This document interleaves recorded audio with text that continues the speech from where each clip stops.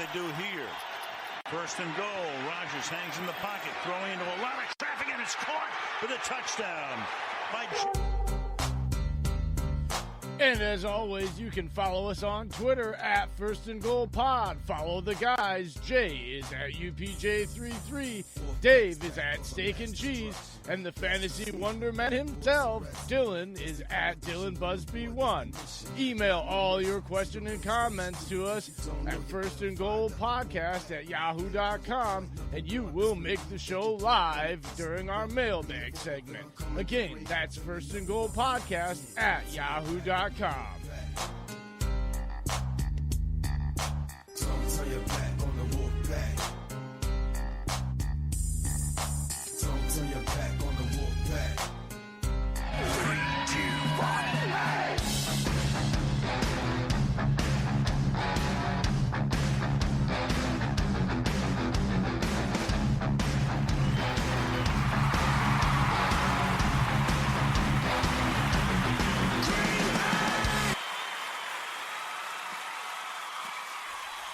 And welcome everybody to another live episode of First and Goal, the matchup show.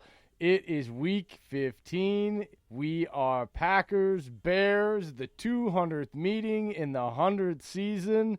We are joined not only by our host with the most down in Georgia, Dave.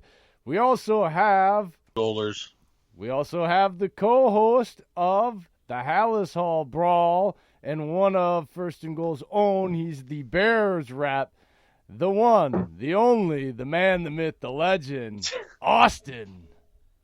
What's up, guys? What's up? Yeah, we were talking about fantasy right as this kept going. I keep forgetting you guys do live. I love it.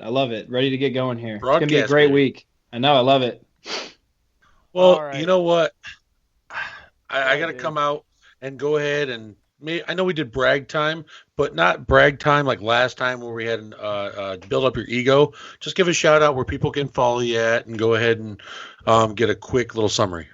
Yeah. So I'm on Twitter at Uncle Mike21. It's I don't know. I mean, a lot of your viewers are Packers fans, but we get Bears fans from your following too because we interact on Twitter. True. Yeah, I also have the podcast at Hallas Hall Brawl on Twitter. Two other Bears fans on there at Blake Hanatho and at Danny Corkin are my co-hosts there. So just have some fun talking Bears and tweeting stuff, whatever. It's Twitter stuff, and then the podcast is doing well. So always have fun coming on this podcast. Oh, dude, we love having you on, especially for the round table here. We love it. Well, you know what? I listen to your guys' podcast every week, FYI, Austin. Really? Every week. Every one of your episodes I listen to. I listen to them all. Pretty sure Jay's got some questions for you. I have issues listening to my own. No, because give me a critique. You gotta give me a critique if you have one. You guys do a good job. Otherwise, I wouldn't listen to it. But I also listen to it because I have to be able to do my homework because you're part of our roundtable, okay? And you're part of, I love the Packers, but honestly, what I've learned in football, and I'm sure you've learned this too, Austin, if you want to be very real and be able to analyze and do a podcast where you're not just talking crap and having, these ridiculous takes as a fan, you're better off kind of looking at the other teams in your division because they're the toughest ones to play. And it gives you a better idea of really where your team stands too. You can look at your team and criticize it and critique it both positively and negative in a better light based on being real with what's going on. And the only way to do that is to get other guys like yourself and listen to them. I listened to JB's podcast with him and his co-host. They do a good job on Heart and Skull. And, I'm sure if we ever get one that's doing neither one of the guys that do Lions do podcasts. But, yeah, I listen to them all. I mean, yeah, you hit it right on the nail. As someone who does, podcasts, you guys do the same thing too. You have to be able to, correctly analyze your team from an objective standpoint. You can't be biased. We nitpicked the hell out of the Packers. You should have heard us after the Redskins game on Sunday. Yeah, I reasons why I think that game's going to be close. It's just we haven't seen much from this Packers offense over the last couple of weeks. I mean, I'm sure you guys would say the same thing. It's it's still a team. I mean, it doesn't matter how they perform. You still have Aaron Rodgers who wins games. But, yeah, you have to, doing this and being in this biz, you got to be able to objectively criticize your own team, your own players. It's a hard thing to do. When I jumped off the Trubisky bandwagon against the Saints, it was a tough thing to do. But, I'm happy that I wish nothing more than Mitch just shoving it in all of our faces and, like, just balling out. But we'll have to see. But, yeah, like you said, Jay, you just got to, be objective and do your homework, pay attention to other teams, and not be too much of a homer. Well, you know what? We're going to go ahead and get right to it. Man, I've noticed right off the bat, being Friday, the final injury report came out. Man, I didn't expect the Bears to be this dinged up as they were when they started on Wednesday. They got a little healthier on Friday, got some more clarity on who's doing what. But how do you feel about Massey being out and Lucas being in there? Because I know he's gotten playing time, but I know him going up as a Darius is going to be a challenge for him. Yeah, it'll be interesting. I'm not extremely worried about it because Lucas has actually been doing okay for Macy for the most part. It's a matter of if they're going to be able to do what the Bears do and get the ball out of Mitch's hands quick. They usually do that, but it's a matter of making efficient passes to combat Za'Darius Smith and that pass rush. And they'll probably just chip him and do some decent some double teams on him and stuff. But I think he leads the league in QB pressures right now. Getting he back leads there, the league in two categories: it's pressure rate on the QB and being the most double teamed edge defender. Yeah. Yeah, and that's surprising too. So yeah, I mean, you always got to keep him in the back of your mind and game plan around him. So, but yeah, that's an issue. Ben Broniker being out, I mean, it's not huge because J.P. Holtz and he's a solid blocker. Holtz is a very underrated blocker. Yeah, actually, I like Holtz and Horsted are just solid two-way tight. They're solid all-around tight ends. They can do it all. It's people we've been waiting for a while. Shaheen's done. He's not playing another snap. So yeah, I mean, Cordell Patterson's going to play. He had a head injury, but he's fine. Prince is going to be back, which is good. So at the end of the day, I mean, it's what we expected, kind of. I mean, yeah, so it's nothing too crazy. The thing that we're going to miss most is obviously those two middle linebackers, Kevin Pierre-Louis and Nick Kwiatkowski. K-Witt's been doing a really good job, and KPL came in and did really well when Roquan was out. So I'm actually not as worried as most people are because I think those two have stepped up incredibly. Nick Kwiatkowski especially. So we'll see how KPL does a full game against Aaron Rodgers. But I don't think Aaron Rodgers is going to be able to target K-Witt in the passing game like he did last year. He ate him alive. I will never forget that game because Kwiatkowski just could not keep up. I don't think that's going to happen this game. So, yeah, I'm not as worried as most Bears fans are. I mean, I'm worried about the game. I got to jump into this because you're talking about Rodgers right now. What the hell is going on with these dumb people in this take that Aaron Rodgers is on the decline because he's got bad habits?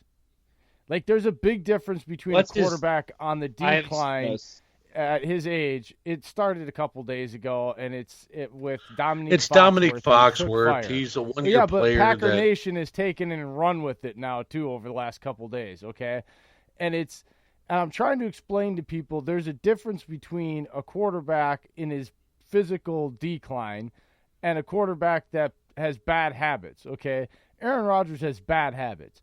Like, Ben Fennell just put out an awesome breakdown of how the system is absolutely got all its answers, but he sees green grass or sees something and he decides he's going to do something that's outside. It's an improvisation that doesn't need to happen like he did with Mike McCarthy because there's three guys open that he can choose from if he throws in anticipation, and the two of them are you can go through tape, and I've gone through this over and over again, holding the ball, not hitting the guy on the flat, or holding the ball because there's an up and out when there's two curl flats or a curl and a dig route, and that's the designed 1 and 2, but then he sees, well, the guy's almost got him beat on the up and out, so I'm going to wait a second. Well, then he's not open, and then the play's busted.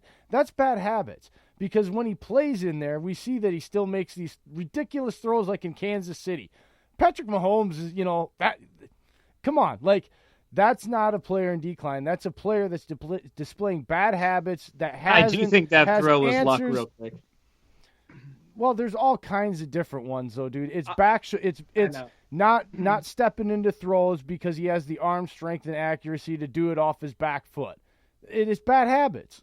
It's not a decline. It's bad habits. There's a big difference. Yeah, absolutely. And first thing I'll say, I mean, obviously in Chicago we all hate Aaron Rodgers. The one good thing about when the Bears were really bad is that you can, as a fan, you could sit back and you just watch football. You didn't care what the Bears did, during that span because you knew they were so bad. The one good thing you could do is you could sit back and really, I gained appreciation over, through those years for Aaron Rodgers. I mean, he's the most naturally gifted quarterback I've ever seen.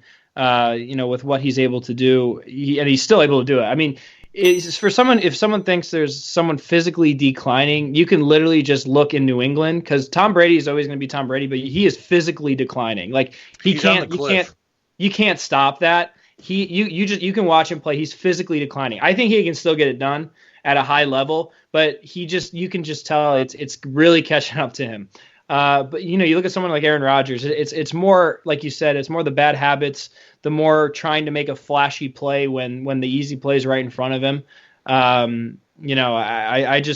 think Aaron Rodgers still has it, and he's going to have it for a couple more years, unfortunately, for Bears fans. But it's Aaron Rodgers, and until he actually shows signs of father time catching up to him, I don't think we're close to that remotely right now. Well, we're going to segue quickly, Dave, because we're on quarterbacks, and I like the quarterback thing here because I listened to the podcast you said. And so I want to flip over to Trubisky because you guys have been pretty positive about the way it's gone and everything about who you played. And you guys kept kind of rightfully you dismissed the Lions game, right? Even though it's division games, those are still tough. You kind of dismiss it because it's still the Lions, right? And they don't really have anybody playing quarterback. But then you jumped to the Cowboys, and you guys kept talking about the Cowboys and about the thing that drives me nuts. Two things that drive me nuts. I'm tired of hearing about the Cowboys. Their potential and talent. Because over 28 years, they're just a few games over 500 since they lost their last Super Bowl, or won their last Super Bowl, Haven't been back to an AFC championship, never advanced past the divisional round, and have won all of 2 playoff games in 28 years, okay?